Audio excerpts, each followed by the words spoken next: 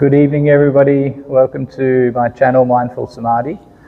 Now, tonight what we're going to do, I'm going to talk about something that is on a few people's minds. I've got 3 emails over the past couple of weeks about sitting meditation. Now, one person has written in saying that they've been watching my guided meditation videos, but they don't want to start meditation because they can't sit on the ground because I think they're senior people and their legs and knees and stuff are obviously playing up and they're not able to sit in this kind of position. So this is deterring that particular person in trying meditation. And the second email I received was quite similar. They were inquiring about, can I sit in a chair? How do I sit in a chair? Are you able to give me a demonstration, Bhante? And the third email was also about sitting cross-legged on the floor. They weren't able to do this. They'd like to try meditation. And they also did try the sitting meditation, but they found it increasingly difficult. And they couldn't sit for a prolonged period of time because obviously of pain and things like this. So I want to clear some things up and I want to utilize this video this evening. And we're just going to talk for a while about sitting meditation, the history, the origins of Buddhist meditation in this position, why most practitioners, especially monks, you will find sitting in this position, the reasons why, and also the reasons why we can also utilize things like chairs, cushions, and meditation benches. Okay, so let's try and cover as much as we can to clarify some things, because I think a lot of people are deterred from doing meditation because they perceive, they have this perception that they have to sit like this, or they have to sit in full Padmasana or half Padmasana, or they have to sit on the ground for long periods of time. And different people with varying age groups, this isn't a thing that we can always do, you know. So we need to understand these different variations of sitting that we can utilize. So the Buddha said, whether standing, seated, walking, or lying down, we can practice meditation. Okay, so for those of you Buddhists, especially in Theravada Buddhism, we have walking meditation. Vipassana walking meditation is very common. You can also do, if you do samatha meditation, you'll find some people just standing and just staring at an object from a distance, from afar. This is standing meditation. It's not very commonly seen, but I've seen this when I went to Sri Lanka. So it's definitely a thing. And then obviously seated meditation. A lot of you will see obviously monks sitting like this. This isn't always the case though. Some monasteries, you know, they try and stick with the monastic code and they won't have chairs and they'll just have cushions, and they kind of limit the chair meditation thing. Now, I personally, my opinion, I don't think it really matters, to be honest. There's a meditation guy called Jack Cornfield, and he said he's seen people get enlightened in wheelchairs. So I don't really think it's a necessary thing to sit like this. I think it's a good idea because it does a few things for our posture. Having the way I'm sitting now, I actually have a cushion underneath me. So my pelvic floor and my hips are actually raised slightly above my knees. This is what we want to do, but this isn't mandatory. We can also do this in these different areas as well, with these different chairs that we have. So let me just, I did a bit of research and I just printed out a very quick couple of things here, just so we get an understanding of the origins of this and how it all came about. So in different modalities of meditation, like Kundalini and all these different kinds, we have chakra meditations and stuff, and we have the Indriyas and the Nadis, and we have different areas that we want to have this spine nice and straight. We have some people explain, like, imagine that you have a string and you're holding it up so that it's aligning your posture. Now, who's to say we cannot do this in chairs and benches and using cushions and utilizing different things? This can be done, okay? So don't be scared, and for those of you who want to try doing meditation, but you understand that we have to sit like this isn't the case. So I encourage anybody from any age group to try meditation. Anybody can do it. Any person, if you're 80, 90 years old, you can still try meditation.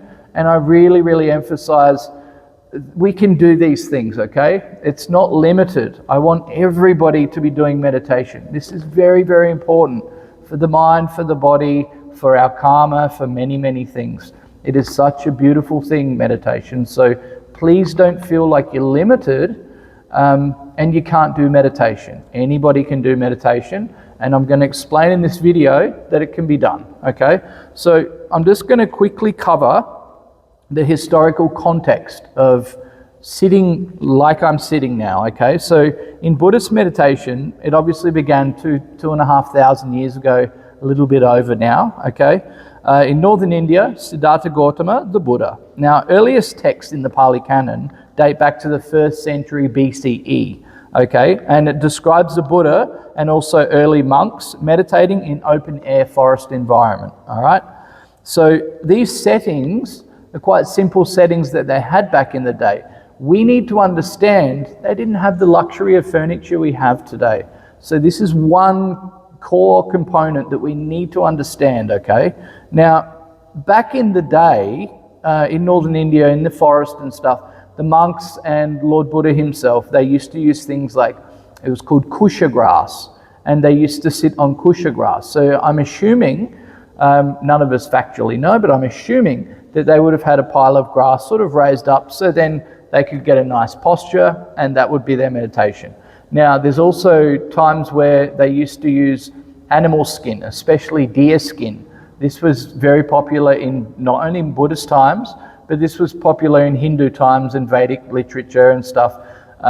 You know, there's many different scriptures in different modalities of meditation and spirituality where they say that, you know, for example, they sometimes use tiger skin, they use deer skin, I'm assuming elk skin and things like this. So this was to also ward off certain things like serpents and snakes and things like this, and also other animals, because these people were meditating for a long time in the forest.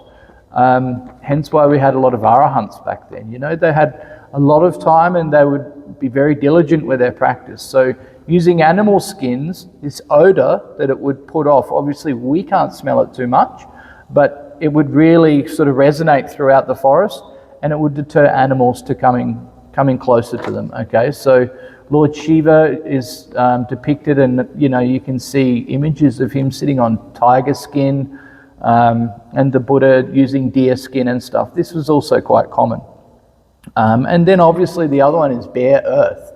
So I'm assuming what they did is they got some loose kind of earth, and they would have patted it to get a raised sort of area, a little section where they could sit on. And again, this has got their hips raised above their knees. This is one of the most important things, because this creates a posture for us where we have a nice straight spine, and this also prevents sloth and torpor. Okay, so when we have our hands on our laps like this, generally if you push your shoulder blades in, which I describe in my guided meditation videos, when you push your scapula, which is the back here, back area, you sort of push those together. This brings out your shoulders, and then you can have your hands nicely tucked here, okay? And this gets a nice straight spine, okay? And what you've got now is you've got a beautiful slight angle here. Your knees are towards on the ground, okay? And then your hips are slightly raised up because you're on a cushion or you're on some gravel or some surface which is raised slightly, using kusha grass as an example, or whatever it may be.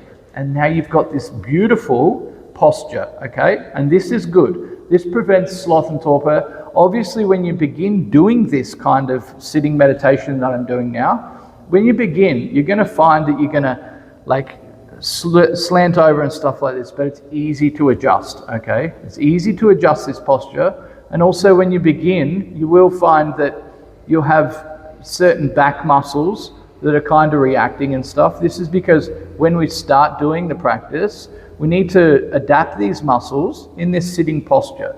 So try and have it like this, and you have your chin slightly tucked in as well, just slightly tucked here, and then you'll find that this top part of your spine, it's all completely straight, okay? This is very important. So sitting like this, your shoulders back a little bit, pinched together with your scapula at the back, and this is a good posture, a very good posture. Knees down, hips slightly raised, okay? This is one thing. So this is what was happening back in the time of the Buddha.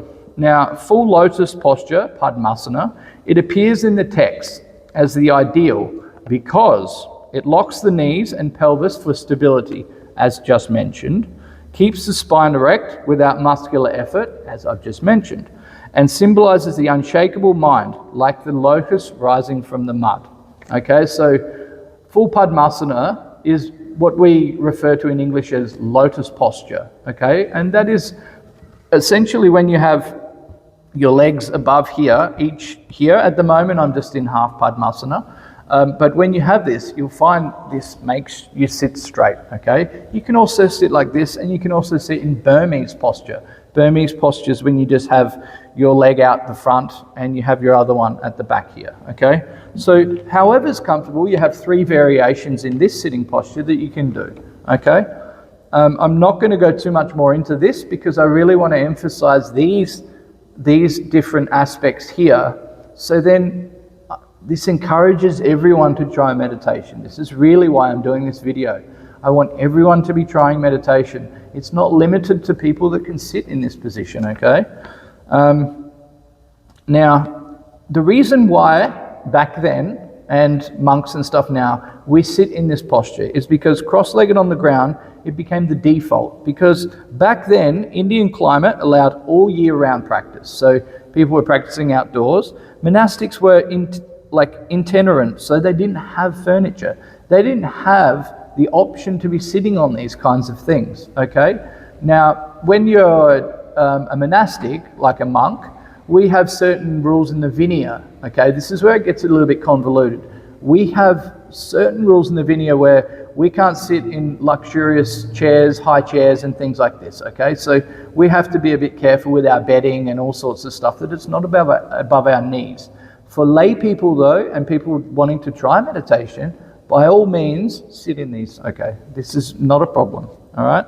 So the Theravada evaluation of this, the tradition, is strictly ground, Burmese lotus, or sitting on a cushion, right? Now, monastics still reject chairs in meditation halls to preserve the Vinaya, okay? That's understandable, but again, it's not mandatory, okay? This is something that I really want to emphasize to everybody, that we can all do meditation, okay? So what I'm going to do now, I'm going to jump up and I'm going to show you how you can sit on these 3 different variations of sitting options for our meditation, okay? Just bear with me one moment. Okie dokie. So, first option is the chair, okay? Now, I'm a little bit tall. I'm almost 6'1". So, for me, a chair like this generally is ideal, but I'm just going to put this sideways just to show you guys, right? So, for me, sitting on here is, I'll just have a look. All right, so as you can see, I'm not sure if you guys can see, but where I'm sitting here, my hips are actually in line with my knees. Okay, so this long term is going to be a bit detrimental for my practice because I actually want to be slightly raised, so my hips are a little bit higher than my knees. So what I simply do is just grab a cushion, like so. I think this one would do the job. And then I just place that here because, again, I'm quite tall. Now, sitting here like this, now you can see this is raised, okay? Now my hips are raised and my knees are slightly on an angle. This is what you want to achieve if you're doing sitting meditation, okay? This is very, very important. Now, the second thing that I see a lot of people do, which unfortunately is not correct, is people sit back like this. This is a big no-no, okay? This is not what we want to be doing. We can utilize these things, but we have to ensure that when we sit in a chair like this with a backrest, we don't have our back up against this, okay? This is very, very important for several reasons. I'm just going to name a couple. So firstly, sorry, my microphone just jumped there. Bear with me a second.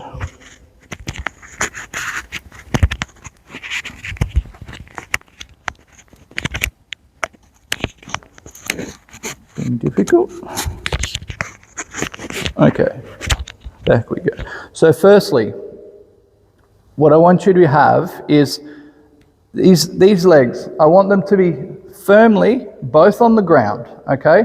You want to be earthed on the ground. This is an energy thing, and this also is in harmony with our body.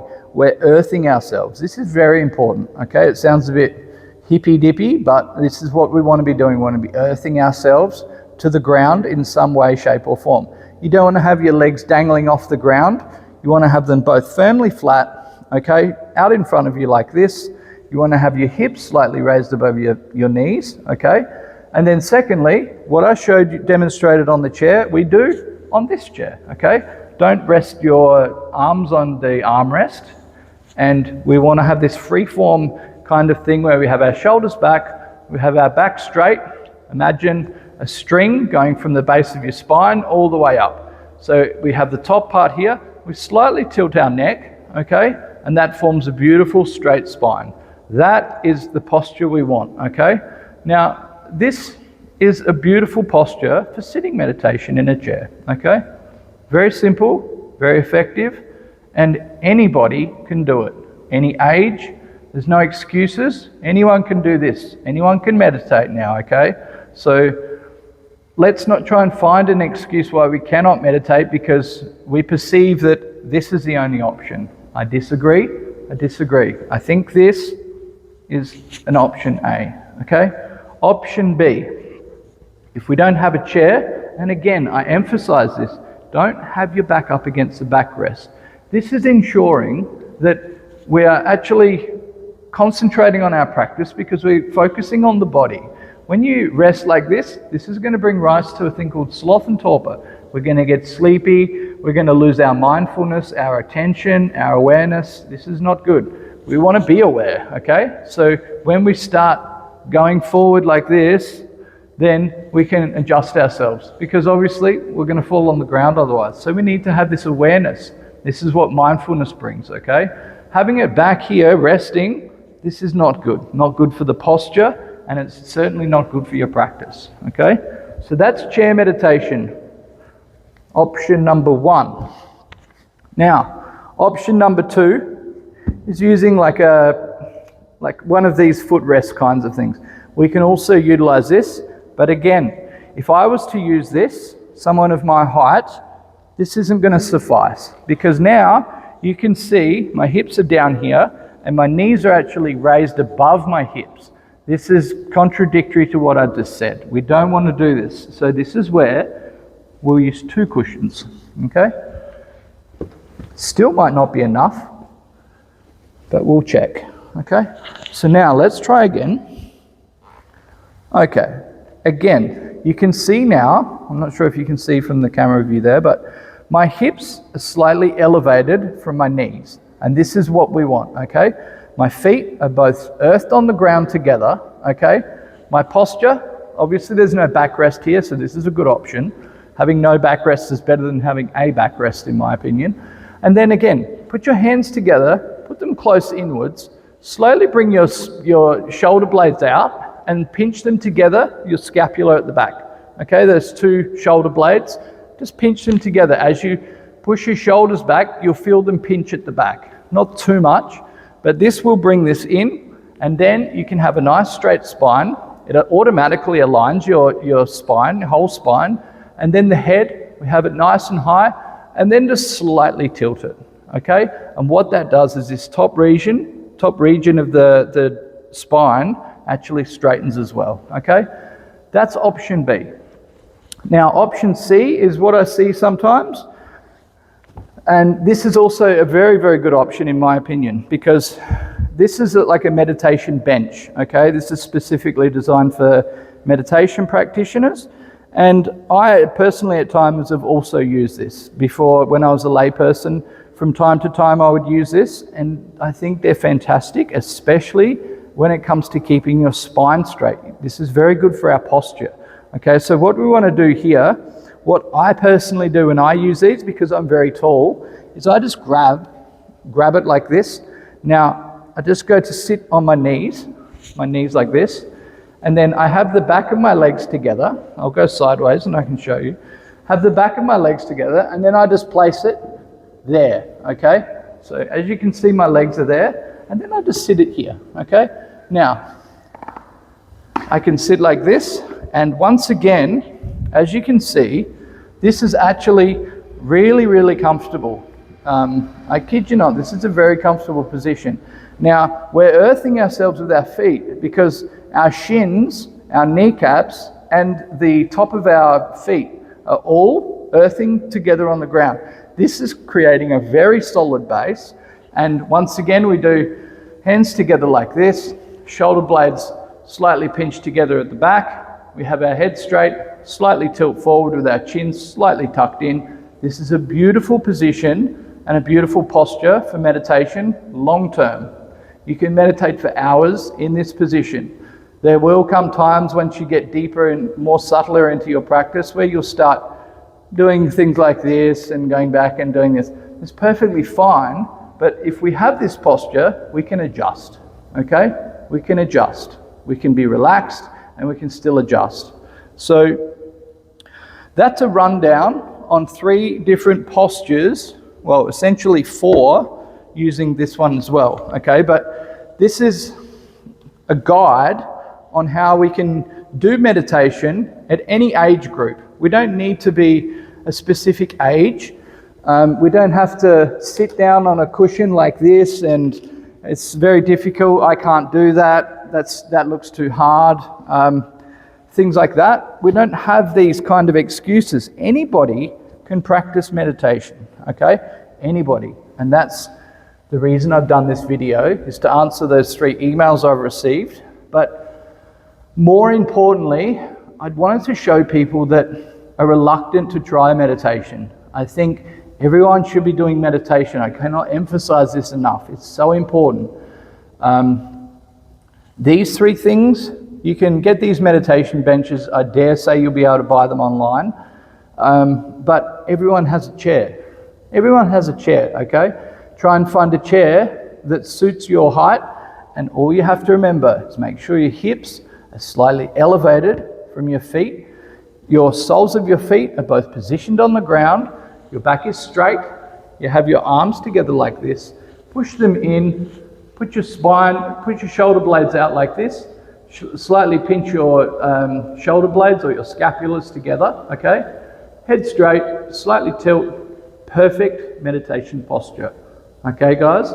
So that's all I'm going to talk about this evening. I don't want to harp on too much about it, but I really want everyone to try meditation, okay? So now, with an understanding and a basis of how we can use different things to do our practice, now you can go to the guided meditations and you can follow all the guided meditations I've done and learn different facets of the practice, okay? You can do Anapanasati, we can do labeling, noting, we can do the body scanning, we can do all these different guided meditations I provided on the channel, but now you can do that. Everyone can practice meditation, okay? So thank you everyone for listening in. I hope this is helpful to you guys, and anyone that's doubting doing practice, now we can all try meditation, okay? So that's all for this evening. Tadawan Sanai, and I hope everyone has a very mindful practice. Sadhu, sadhu, sadhu.